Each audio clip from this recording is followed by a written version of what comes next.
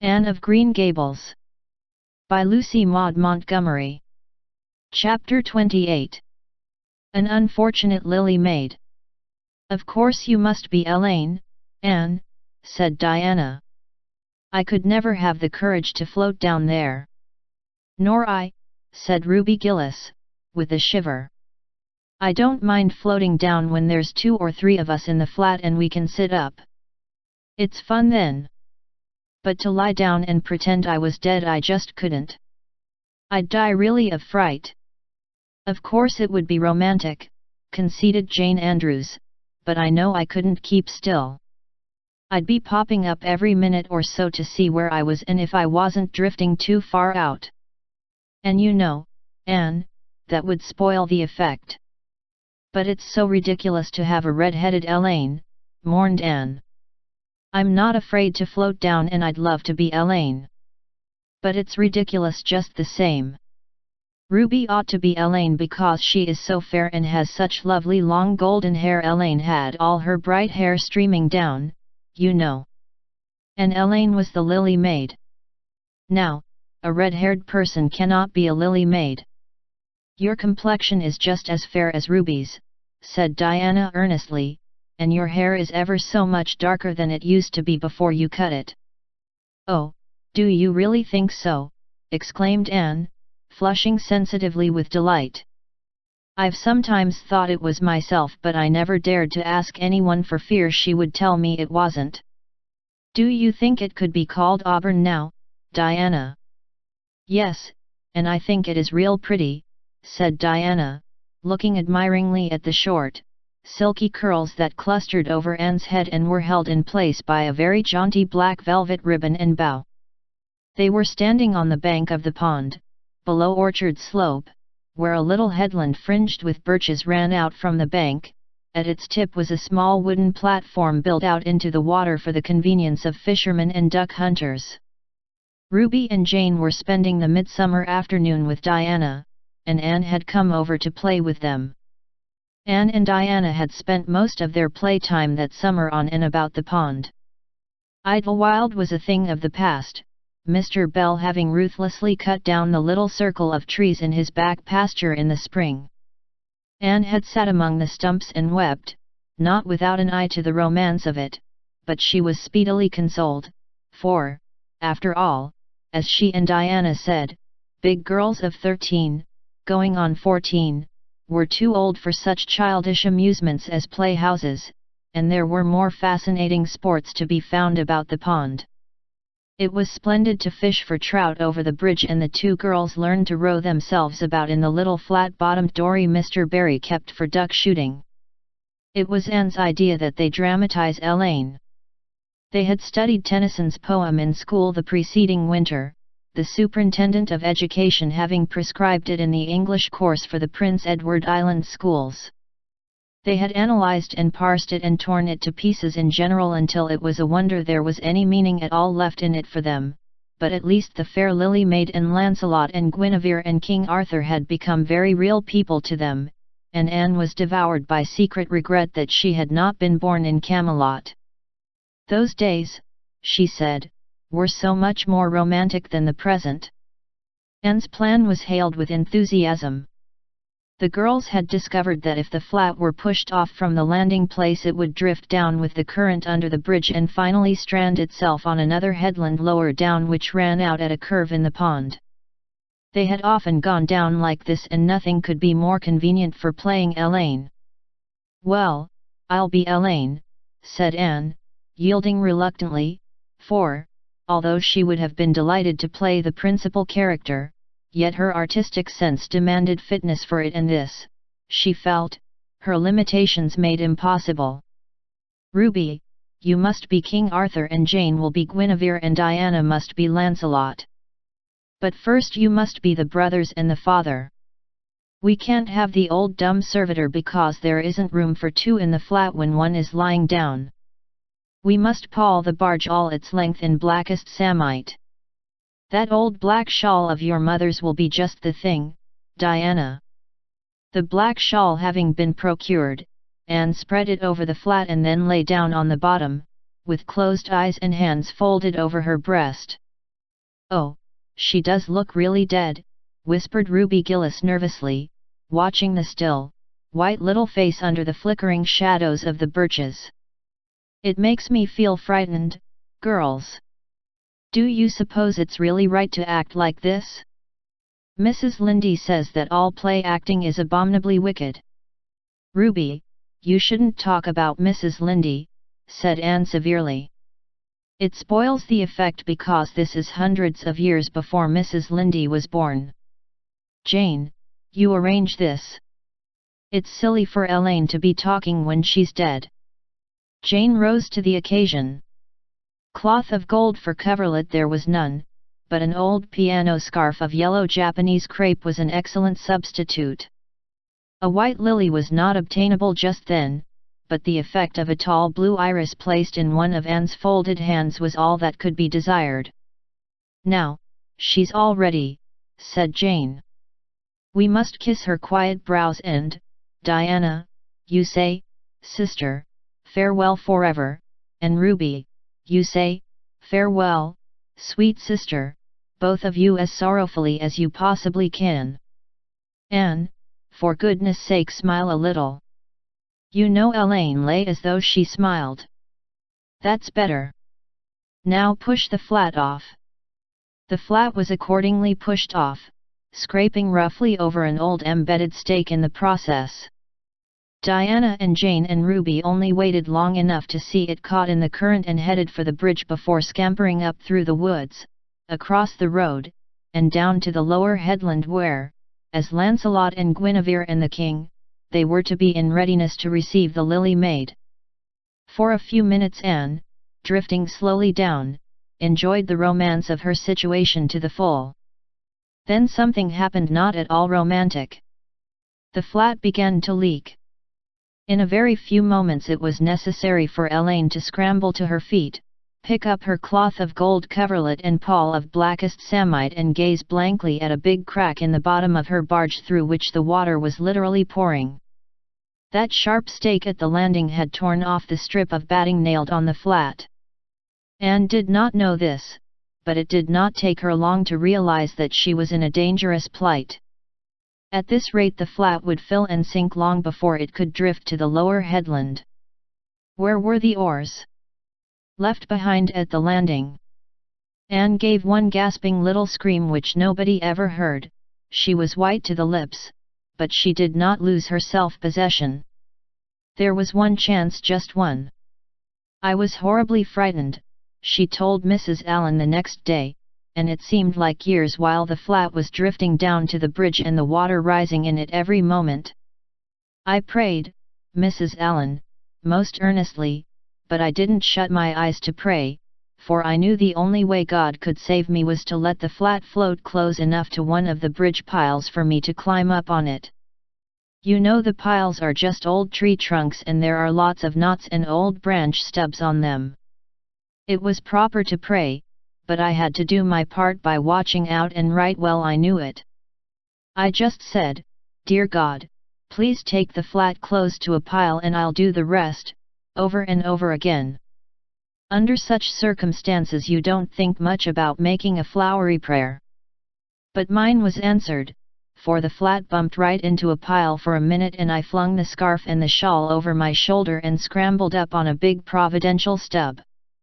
And there I was, Mrs. Allen, clinging to that slippery old pile with no way of getting up or down. It was a very unromantic position, but I didn't think about that at the time. You don't think much about romance when you have just escaped from a watery grave. I said a grateful prayer at once and then I gave all my attention to holding on tight, for I knew I should probably have to depend on human aid to get back to dry land. The flat drifted under the bridge and then promptly sank in midstream. Ruby, Jane, and Diana, already awaiting it on the lower headland, saw it disappear before their very eyes and had not a doubt but that Anne had gone down with it. For a moment they stood still, white as sheets, frozen with horror at the tragedy, then, shrieking at the tops of their voices, they started on a frantic run up through the woods, never pausing as they crossed the main road to glance the way of the bridge.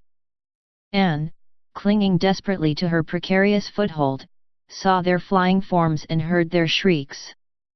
Help would soon come, but meanwhile her position was a very uncomfortable one. The minutes passed by, each seeming an hour to the unfortunate Lily maid. Why didn't somebody come? Where had the girls gone? Suppose they had fainted, one and all. Suppose nobody ever came. Suppose she grew so tired and cramped that she could hold on no longer. Anne looked at the wicked green depths below her, wavering with long, oily shadows, and shivered. Her imagination began to suggest all manner of gruesome possibilities to her. Then, just as she thought she really could not endure the ache in her arms and wrists another moment, Gilbert Blythe came rowing under the bridge in Harmon Andrews's dory. Gilbert glanced up and, much to his amazement, beheld a little white scornful face looking down upon him with big, frightened but also scornful grey eyes. "Anne Shirley! How on earth did you get there?" he exclaimed. Without waiting for an answer he pulled close to the pile and extended his hand. There was no help for it. Anne, clinging to Gilbert Blythe's hand, scrambled down into the dory, where she sat, drabbled and furious, in the stern with her arms full of dripping shawl and wet crepe. It was certainly extremely difficult to be dignified under the circumstances. "What has happened, Anne?" asked Gilbert, taking up his oars. "We were playing Elaine," explained Anne frigidly, without even looking at her rescuer, "and I had to drift down to Camelot in the barge, I mean the flat. The flat began to leak and I climbed out on the pile. The girls went for help. Will you be kind enough to row me to the landing?" Gilbert obligingly rowed to the landing and Anne, disdaining assistance, sprang nimbly on shore. "I'm very much obliged to you," she said haughtily as she turned away. But Gilbert had also sprung from the boat and now laid a detaining hand on her arm.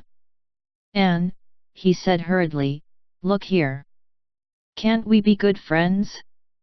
I'm awfully sorry I made fun of your hair that time. I didn't mean to vex you and I only meant it for a joke. Besides, it's so long ago. I think your hair is awfully pretty now, honest I do. Let's be friends." For a moment Anne hesitated. She had an odd, newly awakened consciousness under all her outraged dignity that the half-shy, half-eager expression in Gilbert's hazel eyes was something that was very good to see. Her heart gave a quick, queer little beat. But the bitterness of her old grievance promptly stiffened up her wavering determination. That scene of 2 years before flashed back into her recollection as vividly as if it had taken place yesterday. Gilbert had called her carrots and had brought about her disgrace before the whole school. Her resentment, which to other and older people might be as laughable as its cause, was in no whit allayed and softened by time seemingly. She hated Gilbert Blythe. She would never forgive him. "No," she said coldly, "I shall never be friends with you, Gilbert Blythe, and I don't want to be." "All right." Gilbert sprang into his skiff with an angry color in his cheeks. "I'll never ask you to be friends again, Anne Shirley. And I don't care either." He pulled away with swift defiant strokes, and Anne went up the steep, ferny little path under the maples. She held her head very high, but she was conscious of an odd feeling of regret. She almost wished she had answered Gilbert differently. Of course, he had insulted her terribly, but still. Altogether, Anne rather thought it would be a relief to sit down and have a good cry. She was really quite unstrung, for the reaction from her fright and cramped clinging was making itself felt. Halfway up the path she met Jane and Diana rushing back to the pond in a state narrowly removed from positive frenzy. They had found nobody at Orchard Slope, both Mr. and Mrs. Barry being away. Here Ruby Gillis had succumbed to hysterics, and was left to recover from them as best she might, while Jane and Diana flew through the haunted wood and across the brook to Green Gables. There they had found nobody either, for Marilla had gone to Carmody and Matthew was making hay in the back field. "Oh, Anne," gasped Diana, fairly falling on the former's neck and weeping with relief and delight. "Oh, Anne, we thought you were drowned and we felt like murderers because we had made you be Elaine. And Ruby is in hysterics." "Oh, Anne, how did you escape?" "I climbed up on one of the piles," explained Anne wearily, "and Gilbert Blythe came along in Mr. Andrews's dory and brought me to land." "Oh, Anne, how splendid of him." "Why, it's so romantic," said Jane, finding breath enough for utterance at last. "Of course you'll speak to him after this." "Of course I won't," flashed Anne, with a momentary return of her old spirit. "And I don't want ever to hear the word romantic again, Jane Andrews. I'm awfully sorry you were so frightened, girls. It is all my fault. I feel sure I was born under an unlucky star. Everything I do gets me or my dearest friends into a scrape. We've gone and lost your father's flat, Diana, and I have a presentiment that we'll not be allowed to row on the pond any more." Anne's presentiment proved more trustworthy than presentiments are apt to do. Great was the consternation in the Barry and Cuthbert households when the events of the afternoon became known. "Will you ever have any sense, Anne?" groaned Marilla. "Oh, yes, I think I will, Marilla," returned Anne optimistically. A good cry, indulged in the grateful solitude of the east gable, had soothed her nerves and restored her to her wonted cheerfulness. "I think my prospects of becoming sensible are brighter now than ever." "I don't see how," said Marilla. "Well," explained Anne, "I've learned a new and valuable lesson today. Ever since I came to Green Gables I've been making mistakes, and each mistake has helped to cure me of some great shortcoming. The affair of the amethyst brooch cured me of meddling with things that didn't belong to me. The haunted wood mistake cured me of letting my imagination run away with me. The liniment cake mistake cured me of carelessness in cooking. Dyeing my hair cured me of vanity. I never think about my hair and nose now, at least, very seldom. And today's mistake is going to cure me of being too romantic. I have come to the conclusion that it is no use trying to be romantic in Avonlea. It was probably easy enough in towered Camelot hundreds of years ago, but romance is not appreciated now. I feel quite sure that you will soon see a great improvement in me in this respect, Marilla." "I'm sure I hope so," said Marilla skeptically. But Matthew, who had been sitting mutely in his corner, laid a hand on Anne's shoulder when Marilla had gone out. "Don't give up all your romance, Anne," he whispered shyly. "A little of it is a good thing, not too much, of course, but keep a little of it, Anne, keep a little of it."